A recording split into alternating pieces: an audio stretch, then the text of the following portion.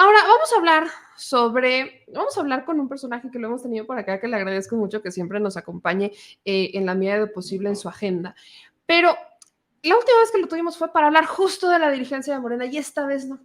Esta vez vamos a platicar sobre una encuesta nacional de culturas políticas y democracia 2023 que puede que nos dé un panorama interesante sobre cómo opinamos, qué opinamos los mexicanos acerca de la política, acerca de la democracia, qué preocupaciones tenemos. Escuchaban hace ratito a Gilberto Lozano, ¿no? Decir que el 70% de los mexicanos no quiere a los partidos políticos, muchos más quizás no confiamos en ellos y confiamos en las personas menos que en los partidos, pero para entender un poquito cómo podría esta encuesta nacional que se hace desde el Programa Universitario de Estudios sobre la Democracia, Justicia y Sociedad en la UNAM. Le agradezco muchísimo a John Ackerman que nos acompañe, justamente el director de PUEX UNAM. John, ¿cómo estás? Buenas noches. Hola, buenas noches, querida Meme Yamel, un gusto, como siempre, conversar contigo.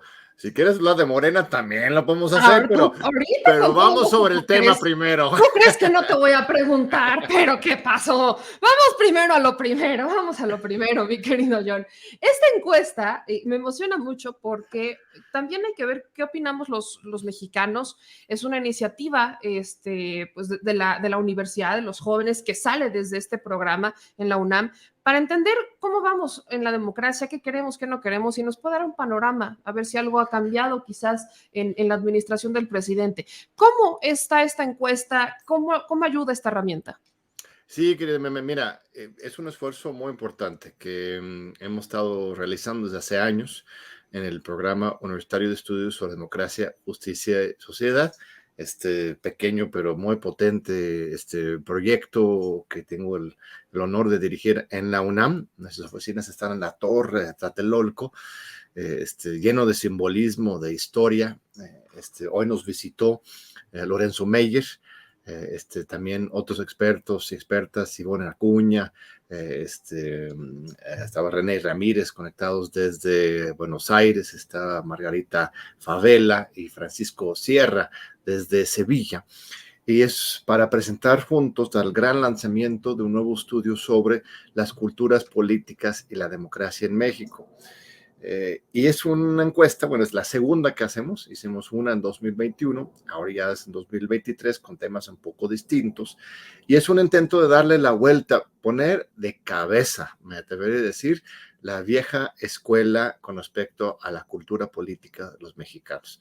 Y justamente hoy Lorenzo Meyer abrió la mesa de discusión con una reflexión sobre los estudios tradicionales en estos temas. ¿Qué han dicho? Por ejemplo, el estudio clásico era de Almond y Verba.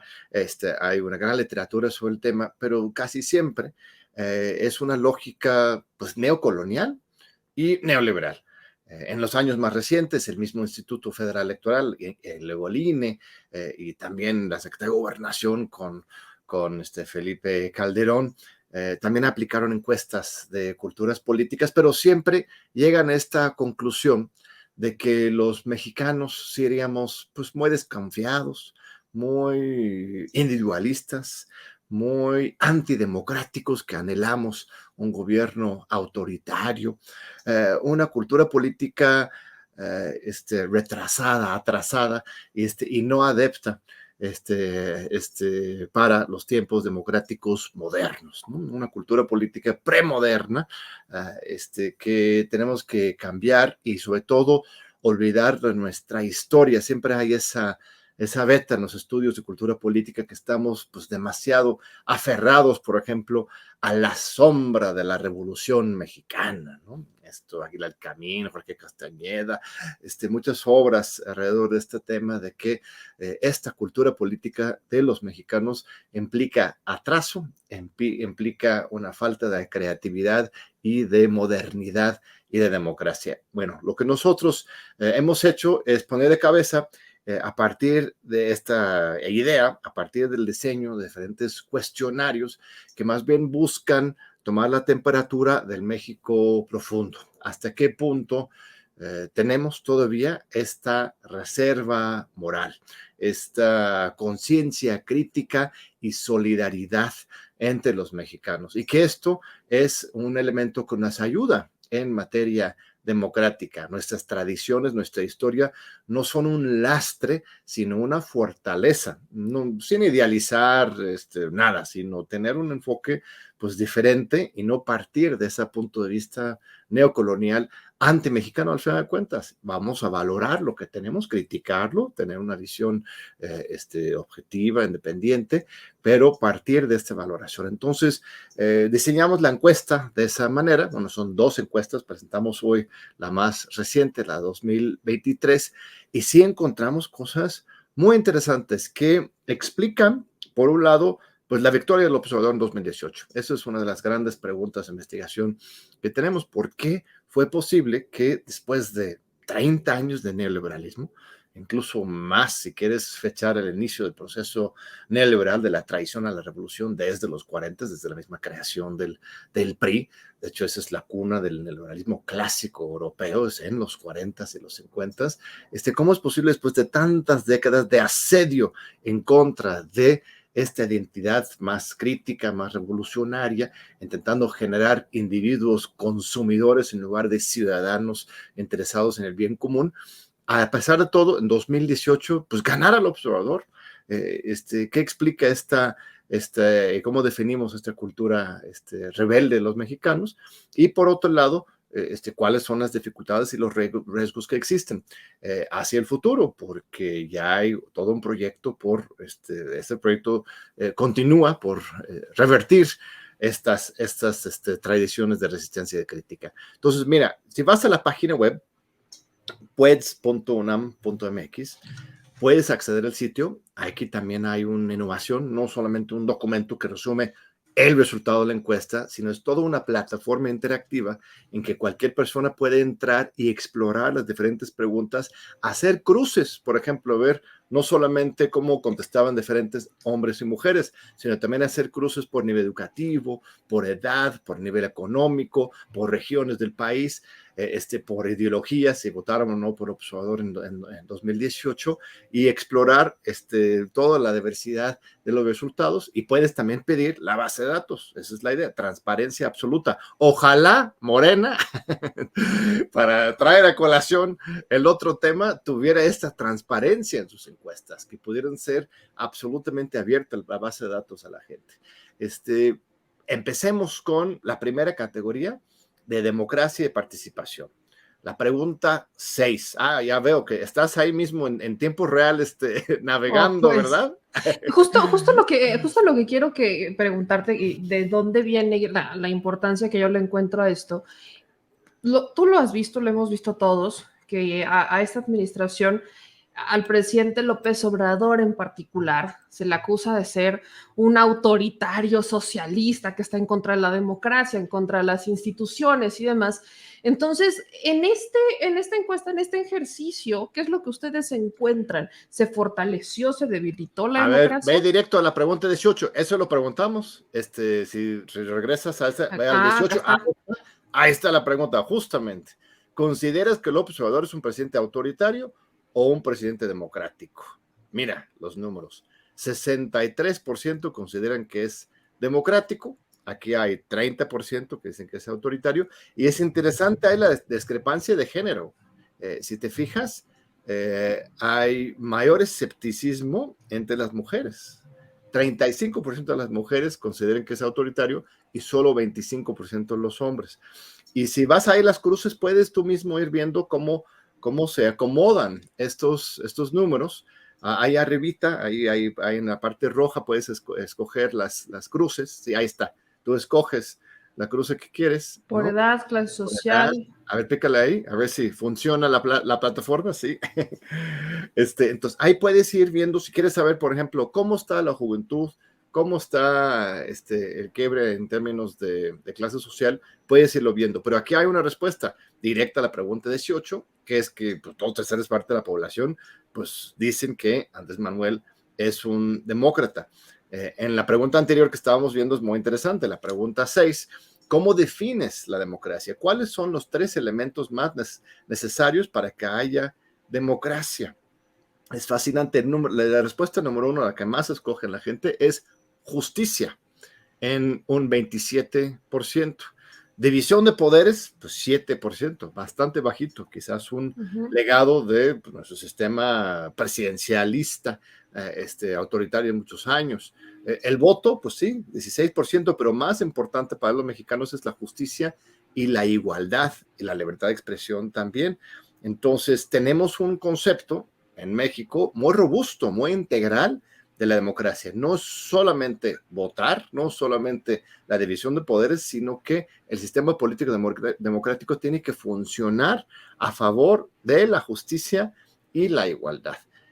Otra pregunta fascinante en esta misma primera categoría de democracia, la pregunta 19, ¿cuál es el mayor peligro para la democracia en México? Aquí ya polarizamos, tienes que decidir comunismo o fascismo, ¿no? Okay. ¿Cuáles son los mayores peligros o otro?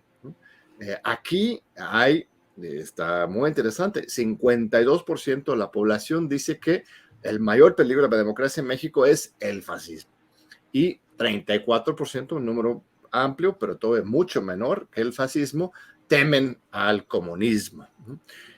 Aquí también hay una diferencia de género fascinante, ¿eh? Algo aquí está pasando. Aquí justo, a ver, quiero ponerlo primero por clase social. A ver. Y vemos que clase alta se va hacia el comunismo. Inmediatamente. Pero de la clase media alta para atrás, se inclinan más hacia el fascismo. O sea, que temen al fascismo. Sería una perspectiva fascismo, más exacto. de izquierda, pues, ¿no? Porque sí. Los de izquierda dicen pero, que por los ejemplo, fascistas... la clase baja está dividida. O sea, la tienes en dos, más o menos pareja, entre los que creen que el mayor peligro es el comunismo y los que creen que el mayor peligro es el fascismo. Este es interesante el análisis, particularmente en la clase baja. Sí, exactamente. Hay una disputa, ¿no? De miedos, ¿no? Porque estos son los principales miedos, ¿no? ¿Qué le temes más, al demonio comunista o al demonio fascista? Y aquí están esa lucha de miedos en ese sector de la población, que al final de cuentas es la más amplia que tenemos en México. Estos de clase alta y media alta son autoadscripciones, ¿eh? Hay otros cruces que se pueden hacer a partir de nivel de ingresos, ¿no? Que no sé si hasta rango salarial. A veces autodescripción también es autodefinido porque no estamos cruzando con datos del INEGI, pero esto es cuánto dices que ganas. El otro es el concepto, soy clase alta, soy clase baja, y aquí también tienes números interesantes. Entonces, no sé cuánto tiempo tenemos, querida, pero tenemos otras preguntas fascinantes. El tema, toda la segunda sección, nada más rápido, si quieres lo vamos pasando, porque la idea es que la gente misma explore, es de justicia y bienestar, ¿no? Y hay diferentes preguntas sobre, por ejemplo, la pregunta 1 de esta sección es, ¿qué opinas de la siguiente frase? ¿Las personas obtienen lo que se merecen? 0 sería desacuerdo y 10 de acuerdo. Aquí ya es un número más preocupante, aunque cuando preguntas de otra manera, ves otra cara de moneda. Pero aquí tienes más o menos la mitad de la población, 45%, que están diciendo que sí, que hay una meritocracia básica, ¿no? Que la gente recibe lo que merecen. Pero de repente, si saltas a la pregunta 2, o incluso a la pregunta 4, vas a ir viendo que sí hay conciencia también de la desigualdad en nuestro país. La pregunta 2 es, ¿qué opinas de la siguiente frase? México básicamente es un lugar justo, 0 en desacuerdo, 27%, y 10 muy de acuerdo, solo 16%. Entonces, aquí hay algo raro. La gente cree que en general, ¿no? Hay una meritocracia, que si le echas ganas, avanzas, pero también hay una conciencia muy clara de que México es un lugar injusto. Y cuando vas a preguntar... ¿Cuántas personas participaron en este ejercicio? ¿También esos son más de 2,000. Más de 2,000, ok. Sí, y lo diseñó metodológicamente nuestro colega René Ramírez. Él es un investigador del PUEDS. Él trabajó en su momento como secretario de Educación Pública e Investigación Científica en el gobierno de Rafael Correa. Él es de Ecuador, y es un experto justo en esas metodologías de las encuestas. Y entonces es bastante representativo. Tenemos la pregunta 8, por ejemplo, con respecto a los impuestos a las herencias de los más ricos, Los ¿no? más ricos. Y aquí hay un quiebre, depende si el vaso está medio lleno o medio vacío. Tienes 39%, la parte mayor, que está a favor de que haya un impuesto a las herencias de los más ricos, pero un 35% en contra. Y no es impuesto a la herencia en general, sino estamos ubicando a los más ricos. Deberían tener derecho a heredar todas sus propiedades, como Carlos Slim a sus hijos, o deberíamos poner, aunque sea un impuesto, ponte que no lo confiscamos, pero un impuesto para repartir, se regresa entre las nuevas generaciones. 35% están en contra y 25%, pues no sé, lo cual es equivalente a estar en contra también, porque si queremos tener un impuesto sobre las herencias, tendremos que tener un consenso a favor. Y esto aquí reflexionamos hoy en la tarde con Lorenzo Meyer, con René, con Ivonne, con Margarita y con Francisco, que esto habla de que sí falta quizás un poco más de conciencia de clase, ¿no? Justo me quería preguntar Sí, los resultados, ya sí. una vez que ustedes los ven, ya que los analizan, ¿qué es lo que les refleja? ¿Cuál sería tu diagnóstico, digamos, general del resultado de este ejercicio en estos tiempos tan interesantes? Yo creo que se confirma la hipótesis de que están equivocados el enfoque neoliberal de las encuestas sobre cultura política que nos denigran como mexicanos, como individualistas, como desconfiados, como premodernos.